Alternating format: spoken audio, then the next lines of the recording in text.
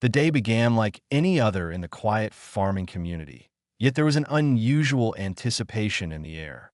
The farmer, a man known for his eccentric ideas, had invited neighbors from miles around to his property. He promised them something they would never forget, something extraordinary. As people gathered along the edges of his wide, dusty fields, they exchanged curious glances and whispered among themselves, unsure of what spectacle they were about to witness. When the brides arrived, silence fell for a brief moment, and then the murmurs began again. They were women of Apache heritage, dressed in garments so vibrant they seemed to burn against the pale dust of the farmyard. Their clothing shimmered with intricate beadwork, feathers, and symbols few in the crowd understood. They walked slowly, deliberately, as though each step was part of ceremony only they comprehended. Their faces were serene, unreadable, but their eyes held a depth that unsettled even the boldest onlookers. The farmer walked beside them proudly, though many noticed the nervousness in his step. He introduced the women as his brides-to-be, claiming the ceremony they were about to witness would unite tradition and progress in ways never seen before. The crowd erupted in laughter. Some slapped each other on the back, mocking the farmer's bold choice. Others whispered insults, disguising their unease with ridicule. Children mimicked the bride's graceful gestures, their small voices imitating what they assumed was a foreign accent. Neighbors nudged one another, shaking their heads. To them, it seemed absurd that these women, who spoke little and carried themselves with such quiet dignity, were being offered as brides in front of strangers. Men scoffed, and women rolled their eyes, making jokes about how odd the farmer's household would become. Their laughter grew louder, echoing across the field, bouncing off the wooden fences and dry grass, until it seemed the entire farm was vibrating with mockery. Yet through it all, the brides did not flinch. They stood still, their hands folded neatly before them, their eyes fixed not on the crowd but on some invisible horizon. Their calmness only deepened the ridicule. The farmer attempted to quiet the crowd, raising his hands, but the noise of their laughter drowned his voice. And then something changed. One of the brides, the eldest among them, stepped forward. The movement was subtle, yet it carried the weight of thunder. The air seemed to shift, heavy and electric, like the moments before a storm. The laughter faltered, if only slightly, as she lifted her chin and fixed the crowd with a gaze so sharp it cut through the noise. Her lips parted. The first words that emerged would silence the farm forever. The eldest bride's voice rang out, calm, yet powerful, slicing through the wall of laughter as though it had never existed. Her English was perfect, so perfect, in fact, that for a moment many forgot she had been silent all this time. "Do you mock what you do not understand?" she asked, her words deliberate, each one placed with precision. "Or do you mock because you fear it?" The crowd froze. Their laughter dissolved into an uneasy silence, broken only by the creak of wagon wheels and the restless shuffle of boots in the dirt. Men who moments before were jeering now looked away, avoiding her piercing gaze. Women, who had been whispering sarcastic remarks, pressed their lips together as though caught in a lie. Children clung to their mothers, sensing a sudden gravity in the air. The farmer himself stood stunned. He had known these women were not ordinary. He had felt it from the moment he met them, but even he had not expected such eloquence, such controlled power. He glanced at the crowd, their mocking grins replaced by expressions of discomfort, almost guilt. The bride continued, "We are not here to be your entertainment. We are not here to wear your insults like ornaments. We are here to fulfill a purpose greater than any of you can yet see." Her voice did not rise, but it carried, reaching the very edge of the gathered crowd. A murmur rippled through the onlookers. Someone muttered, How does she speak so well?" Another whispered, "I thought they only spoke their own tongue." Questions sparked, doubt grew, and for the first time, fear began to seep into the laughter that once ruled the farmyard. The eldest bride extended her hand toward her sisters, who stepped forward in unison. Their movement was precise, almost ceremonial. One carried a small leather pouch. Another held what looked like a folded piece of animal hide, painted with strange symbols. The third simply carried herself, her eyes glowing with intensity, as though she bore a truth deeper than any object could contain. The eldest turned back to the farmer, her expression softening just slightly. "You invited them here," she said quietly, so only he and those nearest could hear. "Now, they must listen, for their ignorance has bound them to this moment." The farmer swallowed hard. Something in his gut told him that whatever came next would change not only his life, but the lives of everyone present. And as the brides began to unfold their secrets, the people realized the laughter that once filled the air would never return in the same way again. The second bride, taller than the others, stepped forward. Her dark braids swung gently as she moved, and when she unfolded the piece of animal hide in her hands, the crowd leaned forward despite themselves. Upon it were painted symbols drawn in red, black, and gold. Some were simple shapes, circles and lines, while others twisted like serpents or flared like flames. She raised the hide for all to see.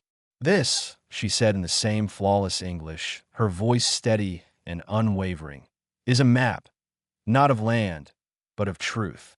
It shows what is hidden beneath your feet and what lies above your heads, unseen, yet closer than breath."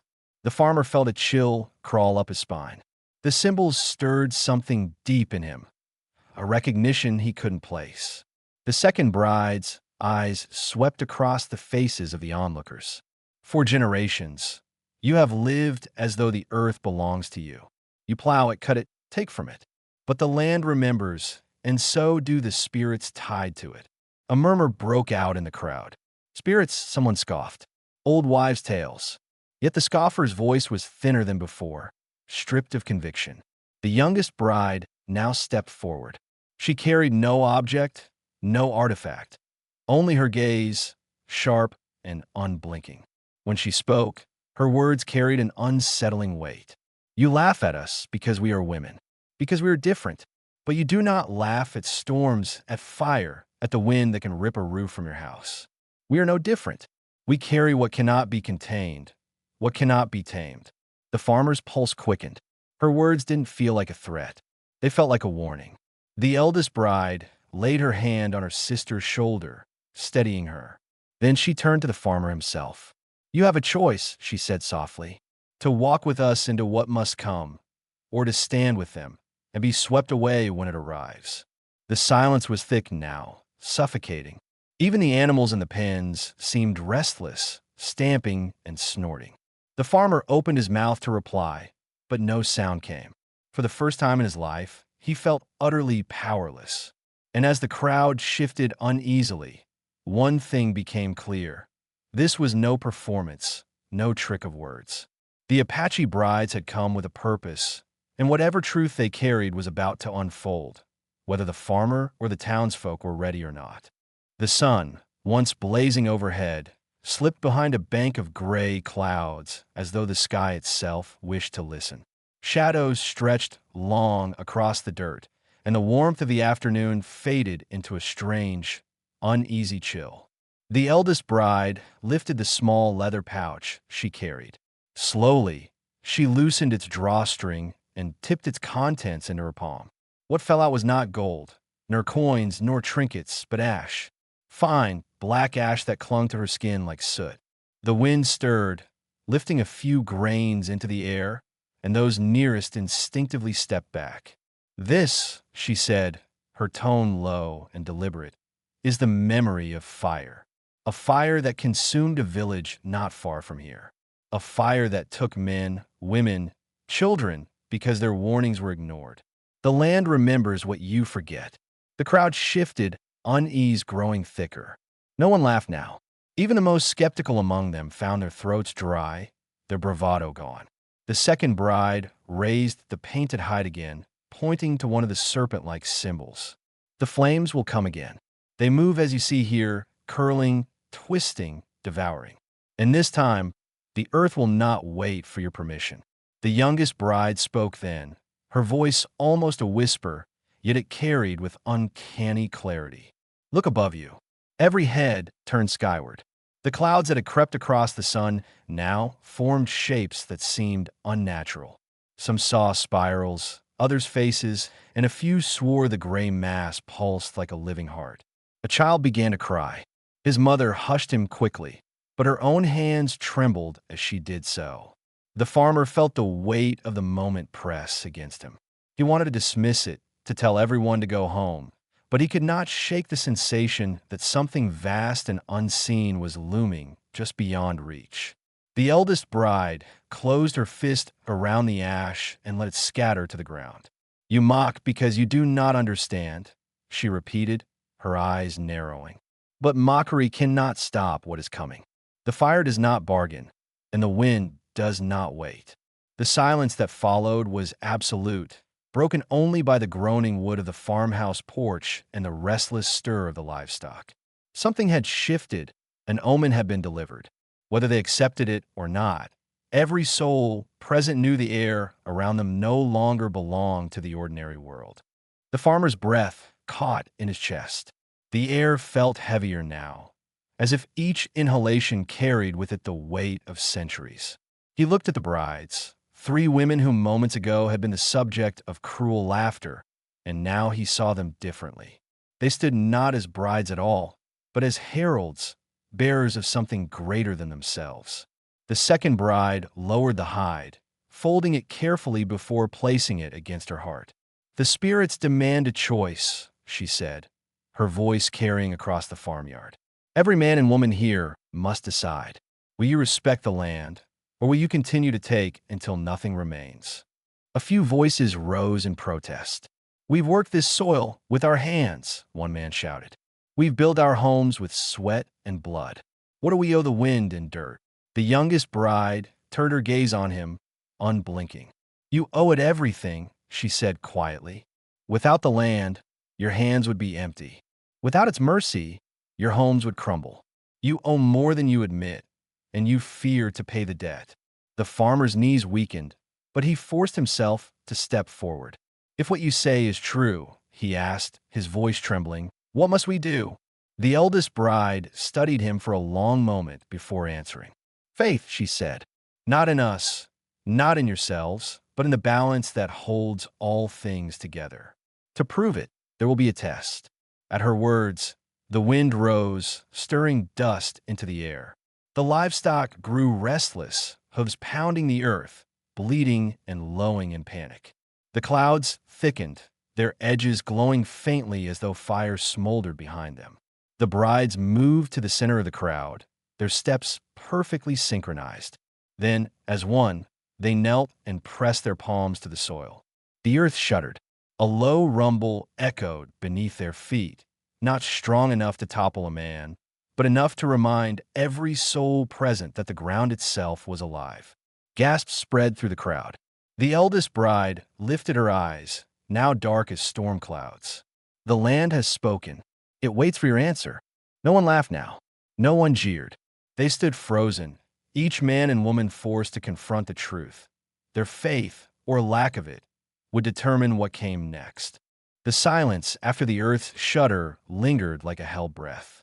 Every person in the crowd knew they had just witnessed something beyond human trickery. Yet instead of unity, the moment split them. One man raised his fist defiantly. "It's a trick," he shouted. "They want to scare us, make us bow to their stories. The ground moves sometimes. It's nature, nothing more." His words drew a few nods, but his voice trembled, betraying his own uncertainty. Another villager stepped forward, a woman clutching her child tightly. "No," she whispered. "I saw it. I felt it. That was no accident.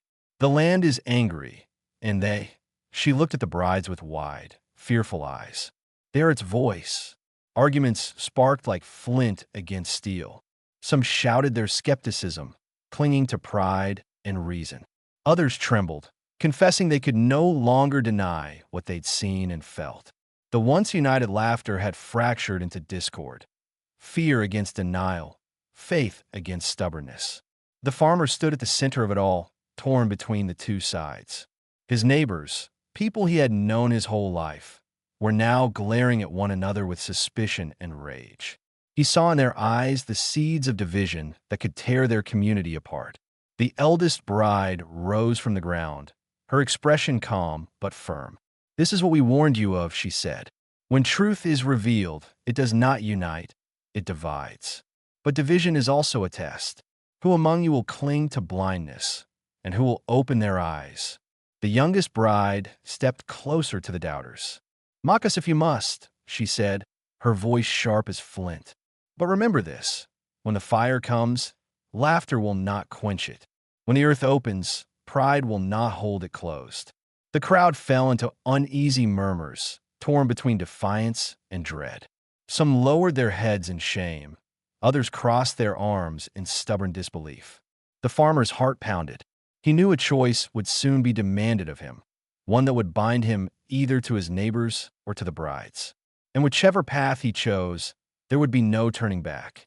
The tension in the yard thickened until even the air felt heavy. Every eye darted between the brides, the farmer, and the restless sky above. The earth had spoken once, and all knew it could speak again. Then, without warning, a sharp crack split the silence. A wooden fence post at the edge of the corral snapped clean in two, though no hand touched it. The livestock panicked, surging against their pens with wild eyes and frantic cries. Chickens scattered in a flurry of feathers, and the farmer's old hound bolted beneath the porch, whining. Gasps erupted from the crowd. "Did you see that?" someone whispered. Others muttered prayers, clutching crosses or beads. The eldest bride lifted her gaze skyward. The clouds had darkened to a bruised purple, their edges glowing faintly red as if lit by embers. Lightning flashed, not in jagged bolts, but in strange, curling patterns that mirrored the symbols painted on the hide the second bride had shown. The second bride held up the folded hide once more, her voice solemn. "It begins. The signs are not stories, they are alive. They breathe around you, waiting for your choice." A man dropped to his knees, his hat tumbling into the dirt. "God help us," he whispered. I thought it was lies, but his voice cracked. "It's happening." The youngest bride stepped forward, her presence fierce, her words cutting like a blade. "This is mercy," she declared. "The land shows you pieces of what is to come, so you may change before it is too late. Ignore it, and you will not see warnings, only ruin." The farmer felt sweat bead on his brow despite the chill in the air. His eyes darted to his fields. The rows of crops, swaying though the wind was barely there, their stalks bending as if bowing to some unseen force. The crowd's divisions deepened. Some begged forgiveness aloud, while others cursed the brides, insisting it was sorcery meant to frighten them into submission. Voices clashed, fears sparking anger, anger fueling more fear. Through it all, the brides remained steady, like stones in a rushing river. Their calm only made the chaos of the villagers seem more frantic, more small. The eldest bride finally spoke, her words soft yet carrying over the noise. "This is only the beginning. The true fire has not yet touched you. Pray it does not arrive before your hearts are ready." The yard fell silent again, but this silence was different. It was the silence of people who had seen too much to deny and too little to feel safe. The farmer's fields stretched wide beyond the yard, golden with crops waiting for harvest. They had always been his pride, the fruit of years of toil, his shield against hunger and poverty.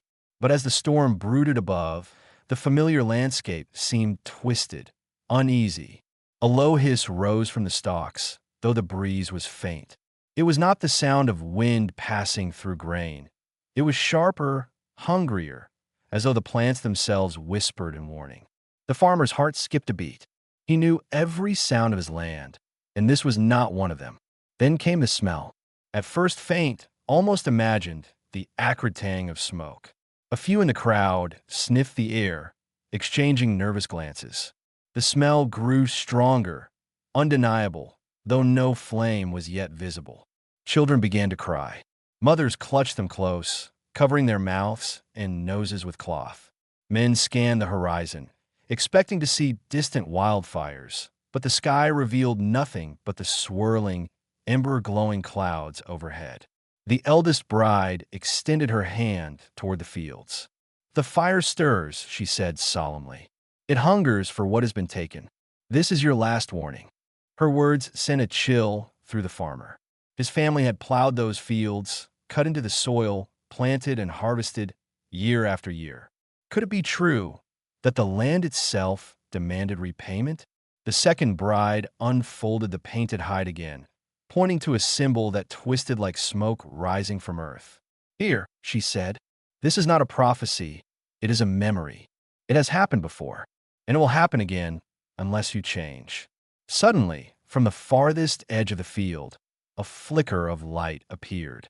At first small, like the glint of a lantern, then another, then several, glowing brighter, spreading as if the soil itself was birthing sparks. A shout rang out, "Fire!" Panic surged through the crowd. Some rushed toward the fields with buckets, others scattered, desperate to flee. But the farmer stood frozen, his body torn between instinct and dread. The youngest bride's voice cut through the chaos like steel.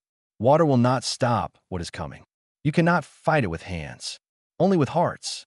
The farmer's chest tightened. He felt as though he stood on the edge of a great chasm, the future of his land and his people balanced on a single decision. The flames at the edge of the field grew brighter, yet they spread unnaturally slow, licking the stalks but not consuming them. It was as if the fire was waiting, holding its breath, testing the will of those who watched. The farmer's neighbors shouted over one another. Some demanded action. "Bring the water. Fight it before it's too late." Others pulled back, terrified, insisting, "It's no ordinary fire. We can't touch it." The crowd, already divided, now splintered completely into chaos. The eldest bride stepped forward, her silhouette framed by the glow of the rising flames. Her voice, calm but commanding, cut through the noise. "This is the land asking for your answer. You must choose, continue in arrogance, or humble yourselves to what you cannot control." The farmer felt every gaze shift toward him. Though no one spoke it aloud, he knew they expected him to lead. It was his land, his farm, his decision that would mark them all. His throat tightened. He remembered the years of sweat poured into these fields, the laughter of harvest, the pride of plenty. But he also remembered the arrogance, the way he had plowed deeper, demanded more, taken without thanks. His chest burned with shame. The second bride raised the painted hide once more. "There is still time. Bow not to us, but to the balance. Admit the land is greater than you, and the fire will rest." The youngest bride's eyes locked on him. Her words were sharper, pressing into his very soul. "You cannot serve pride and survival. Choose."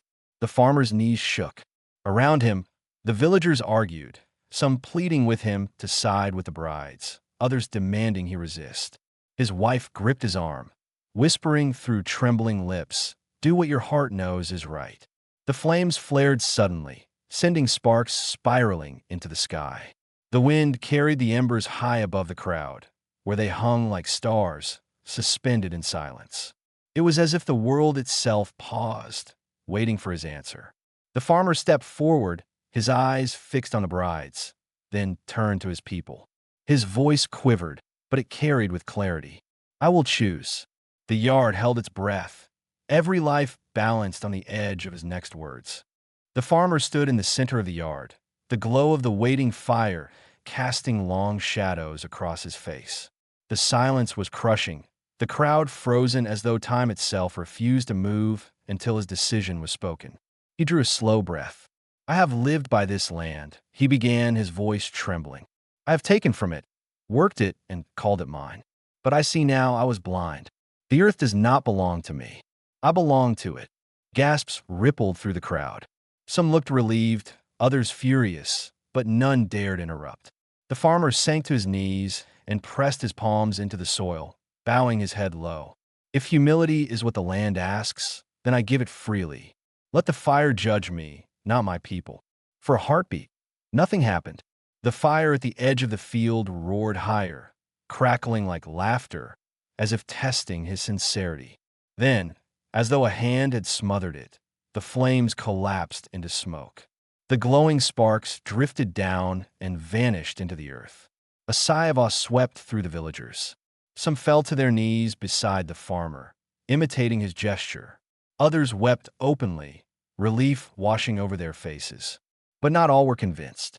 A handful of men stood apart, scowling. Witchcraft, one spat. They tricked him. Yet even their voices were hollow, stripped of conviction. The land itself had spoken, and no denial could erase what they had seen. The eldest bride stepped forward, her expression neither triumphant nor cruel. She spoke softly, almost gently. The land has accepted your humility. It will rest for now. But remember, this is not the end.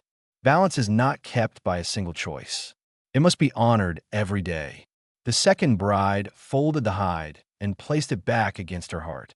The youngest bride's gaze lingered on the farmer, fierce but approving.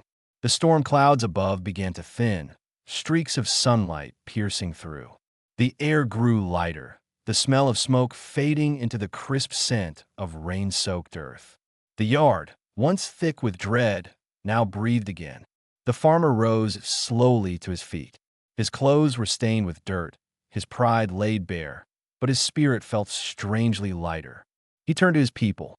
"We will live differently now," he said, his voice firm. "We will remember." The brides exchanged a look, silent, knowing, and then stepped back, fading into the crowd as though they had always belonged. And though the farm returned to calm, no one present would ever forget the day when laughter died, fire stirred, and the land demanded humility.